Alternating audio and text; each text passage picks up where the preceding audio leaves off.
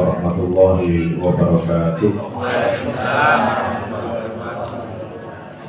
Innal hamdalillahi jami'a wassalatu wassalamu ala sayyidina Muhammadin asrofil khalqi jam'a alladzina nalu wassadatal habib liyata fid dunya wal ukhra. Allahumma salli ala sayyidina Muhammad abdika wa nabiyika wa rasulika nabil ummi wa ala alihi wa sahbihi wa sallim tasliman biqadri azamati dzatika fi kulli waqtin wa hin. Amma ba'du. Hadratul kiram, para alim ulama, para kiai, ibu nyai, Rois Surya NU Ranting Kates, Ketua dan Vidya NU Ranting Kates, seluruh pengurus NU, Muslimat, Batayat, Ibnu dan IBPNU yang saya banggakan. Puji syukur kepada Allah Subhanahu wa Ta'ala yang telah memberikan taufik hidayah serta inayahnya kepada kita semuanya, sehingga dalam keadaan sehat walafiat kita dapat berkumpul di acara Lailatul Istimewa malam hari ini. Mudah-mudahan pemberian ini mudah-mudahan yaumil qiyamah. Amin. Kedua kalinya salawat dan salam semoga terhaturkan kepada Nabi Muhammad sallallahu alaihi wasallam. Qaulina Allahumma shalli wa sallim wa barik alaihi wa ala alihi wa ashabihi ajma'in. Sebelumnya perlu saya sampaikan, ketika saya membaca doa kepada Kanjeng Nabi, itu saya tambahi wa ala alihi wa ashabihi ajma'in. Napa kok ngoten? Supaya beda antara orang-orang yang sebagian membenci para sahabat dan sebagian menghormati tapi tidak utuh. Jadi di NU itu bedanya dengan Wahabi maupun dengan Syiah. Kalau Syiah itu ada yang sabus sahabat, sing misui sahabat, itu ada di Syiah. Tapi kalau Wahabi yang menghormati tapi ada beberapa amalan sahabat yang tidak dihormati. Jadi kalau NU itu ya semua sahabat itu dihormati. Itu istilahnya ngeten. Tawasudnya NU di tengah-tengahnya NU ya situ. Ngoten itu tawasud namanya. Para bapak, saya hadirin ingkang kawula hormati, mengenai ke-NU-an itu ada beberapa prinsip yang harus kita pahami. Ber-NU atau berorganisasi secara NU itu enten aturannya. Dua hal yang harus kita pegang. Yang pertama adalah qasdun shahihun, harus memiliki niat yang baik. Ber-NU ini mengikuti para ulama yang dalam istilahnya sawadul a'dham atau ulama yang mayoritas. Ber-NU itu ada struktural, ada kultural. Enten sing teng struktur, enten ingkang boten teng struktur. Nah, teng struktur niki nilai paling bawah niku anak ranting. Anak ranting niku posisine satu desa tapi beda dengan ranting. Misalnya terkates niki ada dusun yang wilayahnya terpencil. Umpami nglumpuk teng tengah niku angel, teng tengah niku enten ranting, teng dusun niku wau dibentuk malih namine anak ranting. Kenapa dibentuk seperti itu? Untuk memudahkan berorganisasi, untuk memudahkan koordinasi. Lah, enten teng NU niku kadang semangate dhuwur, ning boten paham kalian struktur. Misalnya ditangleti sing ning NU ki sing berjalan petugas atau penasehat. Misalnya enten istilah tanfidiyah. Tanfidiyah ki opo? Nah, ini gandengannya kali qasdun shahihun tadi. Niat atau tujuan yang baik ini harus paham tentang apa itu struktur. Struktur itu sing mengelola keorganisasian itu enten masa baktine. enten jabatane kapan niku? Lek nek teng Ranting niku nggih 5 tahun, teng MBC niku nggih 5 tahun, teng BC, BCNU niku nggih 5 tahun. Teng wilayah niku nggih sami, teng PBNU sami. Napa kok kula sebutne mulai anak ranting, MBC, PCNU, PWNU sampai PBNU. Niki supaya paham bahwasanya panjenengan di ranting itu ada karena ada MBC. MBC ada karena ada PWNU. Ya, PWNU ada karena ada PBNU. Ini struktur yang tidak bisa dihindari. Sehingga apabila satu contoh ada program namanya Koin NU, ada yang tanya, sing kangelan ranting nyapa kok dadak store neng MBC. Niki lek jenengan tidak punya kosdun sokipun, maka akan berkata kok penak emen MBC NU ora golek, kok moro-moro nompo.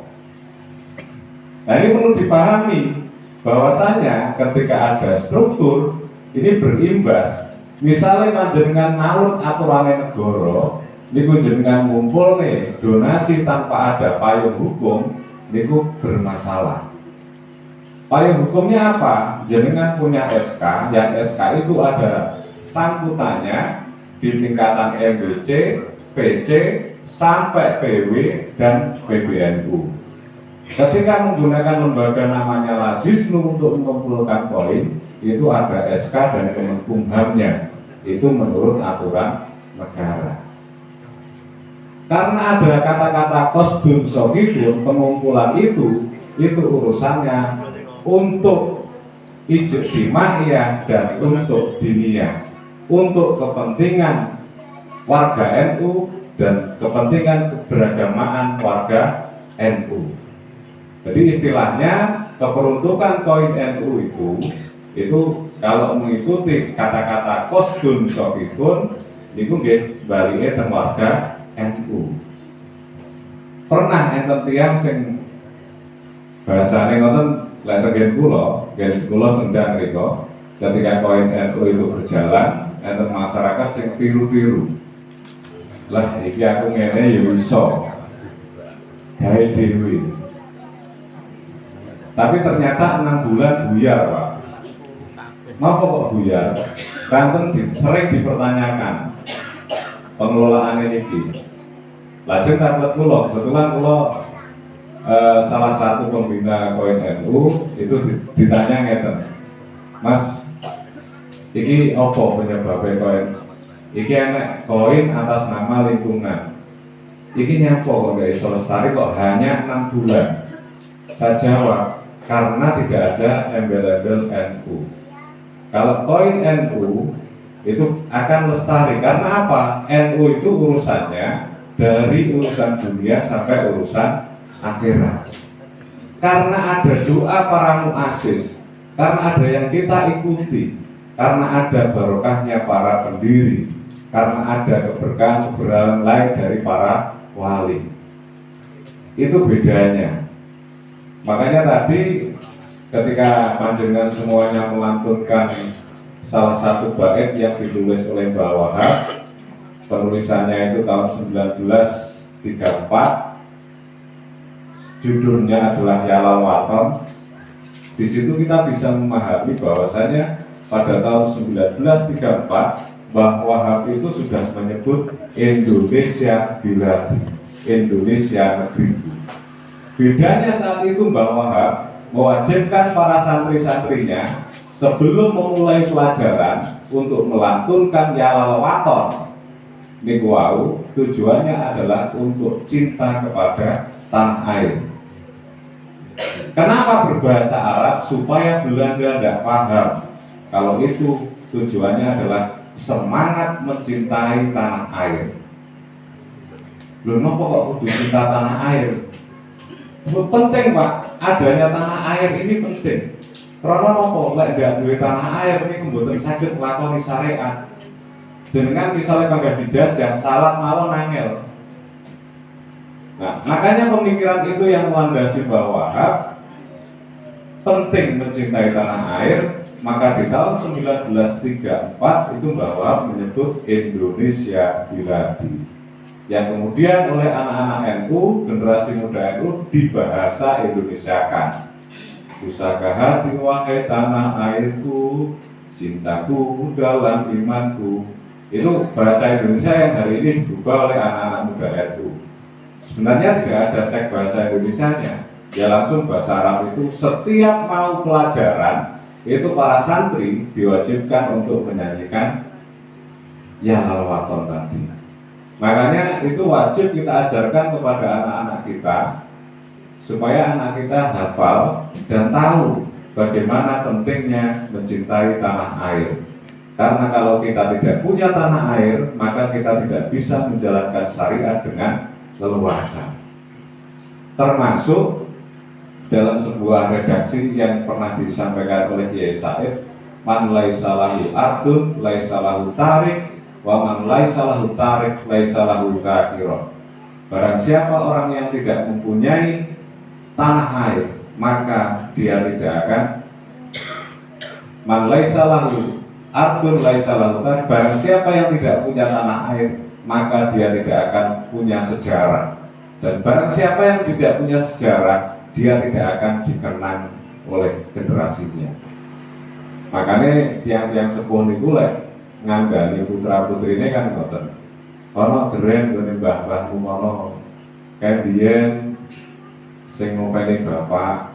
Artinya apa? Penting punya sebuah tinggalan, punya sejarah itu penting.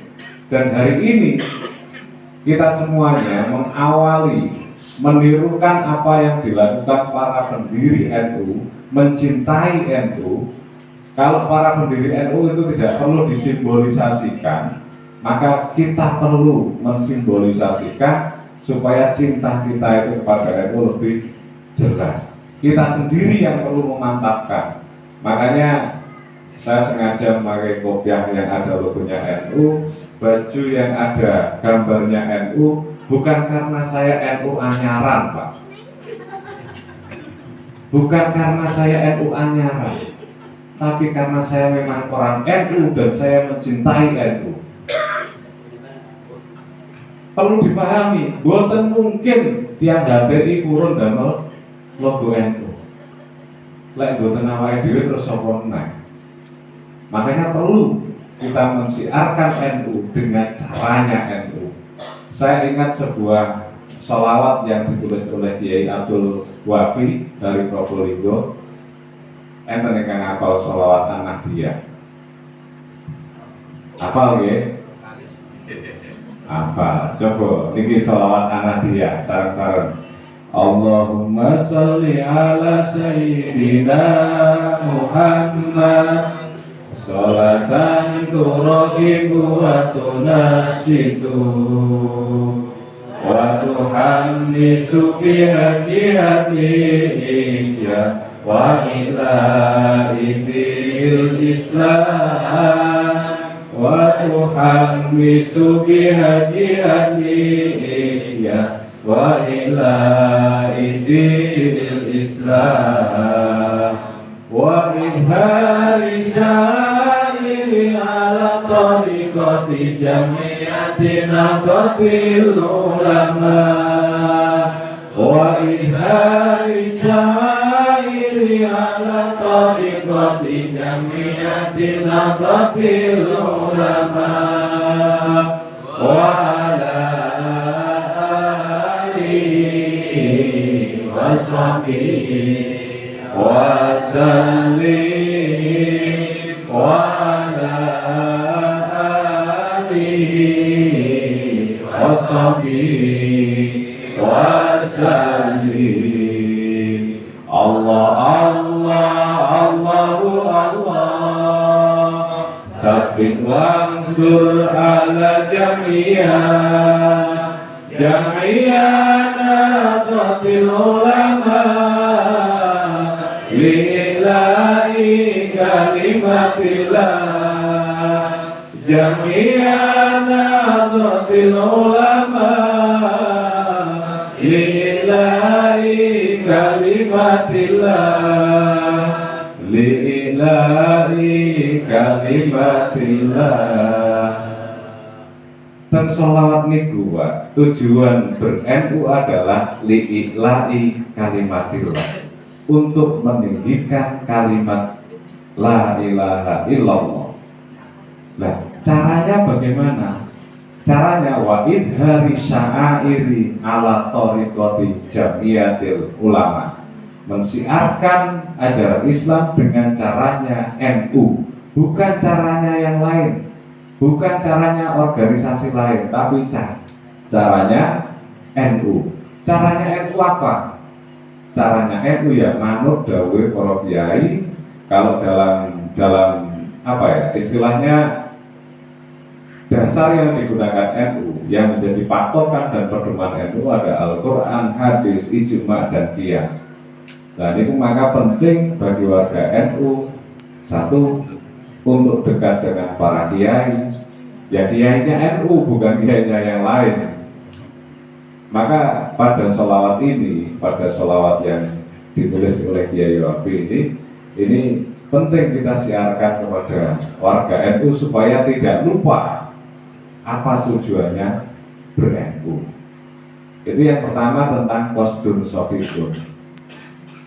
Yang kedua, yang harus diingat ada af'alun zakiyatun, perbuatan atau perilaku yang murni. Murni untuk apa? Untuk berkorban di organisasi Nahdlatul Ulama. Karena apa? NU ini sanes pabrik, Pak. Pabrik ini kan menghasilkan produk ini payu didol. Lalu NU ini mboten pabrik tok, mboten pabrik, bukan menghasilkan barang, tapi ngurusi jamiyah dan ngurusi ijtimaiyah dan diniyah. Mboten namung urusan sosial masyarakat, tapi juga urusan agama. Maka di sela-sela keberagaman ngeten iki, Lailatul Ijtima, jenengan istighosah tasik wonten Indonesia Raya. Supaya napa panjenengan boten lali nek jenengan wong Indonesia. Dolek lali tiyang Indonesia repot, Bu. Repotnya napa? Repote lek lali tiyang Indonesia niku mangke wangsule niki boten teng mriki malih. Saged dugi Hong Kong, saged dugi Malaysia, repot bojone jenengan goleki. Indonesia Raya niku juga bagaimana kita tahu bahwa pengorbanan dan perjuangan para pendahulu kita. Juga tadi ada ya lalwaton tadi. Terus kenapa ada sholat burda ketika kita melakukan amalan ditutup dengan sholat burda? Ini pun mengeri, Pak. Mengeri bahwa ketika dalam sebuah zikir, ini ada sisi rohani yang digerakkan oleh zikir tersebut, maka ada hawa panas bisa jadi. Niku tiangnya boten kontrol itu sakit mumbul, Pak. Makanya ditutup kalian sholat burda cek adem. Niku penting niku pun diramu oleh para ulama terdahulu. Kita yang hari ini tinggal mengikuti saja. Makanya ketika ber-NU, satu, ikuti apa yang sudah dilakukan oleh para ulama. Banyak pendapat. Saya contohkan di NU sendiri, misalkan dulu ketika Mbah Bisri dan Mbah Wahab. Mbah Bisri itu lurus dalam urusan fikih, Mbah Wahab itu bisa mencari celah di antara kelurusannya Mbah Bisri. Contohnya begini, Mbah Bisri itu pernah didatangi oleh orang kaya di Jombang. Orang kaya itu waktu Idul Adha mau korbannya sapi. Sapi satu itu kan untuk 7 orang. Lah orang kaya itu punya istri 1, berarti suami istri 2, ditambah anaknya 6, berarti berapa? 8 kan? Ini aku tanya ke Mbah Bisri, kalau niku gadah sapi gede. Niki lek ditumpaki tiyang 8 kuat, Pak. Niku umpami kula korbane damel tiyang 8 niki pripun? 8 kuwi sapa? Bojo kula, anak-anak kula. Jawab Mbah Bisri apa? Sapi kuwi mung cukup mung 7. Walau boten saged bangun setunggal alif mawon. nggak bisa. Sapi ini hanya untuk 7 orang. Mendapat jawaban itu, orang kaya ini pulang sambil gerutu lah rasanya. Mosok sing cilik, sitok aja di mulutnya ra kena. Akhirnya datang ke bawahan, tanya ke bawah dengan pertanyaan yang sama, bahwa apa bisa? Saya itu punya anak yang satu masih kecil, Pak. Saya korban sapi ini untuk 8 orang. Jawaban bahwa apa? Bisa. Loh, sakit, Pak. Kaget dia. Loh, Mbak Bisri tidak iso, bahwa kok iso? Bisa. Tapi ngene, anak sampean sing cilik iki munggah kan gak iso. Iki tambah nomor siji. Cek gaya aja anak sampean. Wah, mboten nggih. Lah iya. Nah, akhirnya apa? Korbannya sapi 1 ditambah wedhus siji. Nah, cara menyelesaikan masalah di NU itu ya ngoten niku. Makanya kon heran, misalnya ada kiai A dan kiai B ini sudah pendapat biasa di NU. Dan S2 ini cerita S2 terkait Mbah Bisri dan Mbah Wahab. Mbah Bisri dan Mbah Wahab itu 2 sahabat yang dinikahi Mbah Bisri ini adiknya Mbah Wahab.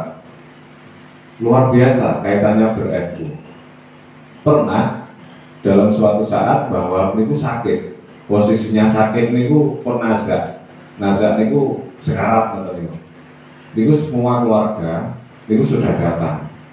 Di pamitan, wasiat ngoten. Tapi begitu Mbah Bisri dugi, itu apa yang dilakukan Mbah Bisri? Kak, sampai aja mati saiki. Penamun sampai mati saiki. Ini arep tamar sampai rok LPG kok. Dan itu yang membuat Mbah Wahab sehat sampai 2 bulan dan baru meninggal setelah 2 hari muktamar.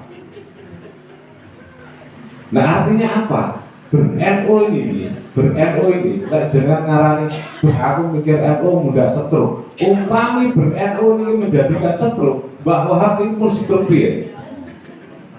Bukti ini nopo, bahwa kan yang ngajak saat itu, yang merasa didatangi malaikat maut, ketika Mbah Bisri mengatakan, kok penak pun sampean kan, LPG murung mari. Orang iso ngenteni muktamar, dan itu malaikat kembali lagi. Lalu itu leres. Artinya ber-NU ini memanjangkan usia lebih 2 bulan. Kita lho S2 niku boten dorong. Cerita beneran. Makanya panjenengan lek ngopain NU niku sing serius. Jangan sampai anak-anak kita ini tidak ngerti NU. Terus NU-nya juga yang sesuai dengan tadi. Ada kostum, sokikun, ada af'alun, zakiyatun. Itu yang perlu kita pegangi Bapak Ibu semuanya. Dan semuanya kita ini belajar untuk apa? Untuk mencintai NU, untuk tulus ikhlas ber-NU dan tidak ada kepentingan yang lain kecuali berpikir tentang ijtima'iyah dan diniyah tadi. Karena keterbatasan waktu, saya akhiri wallahul muwaffiq ila aqwamit thoriq. Wassalamualaikum warahmatullahi wabarakatuh.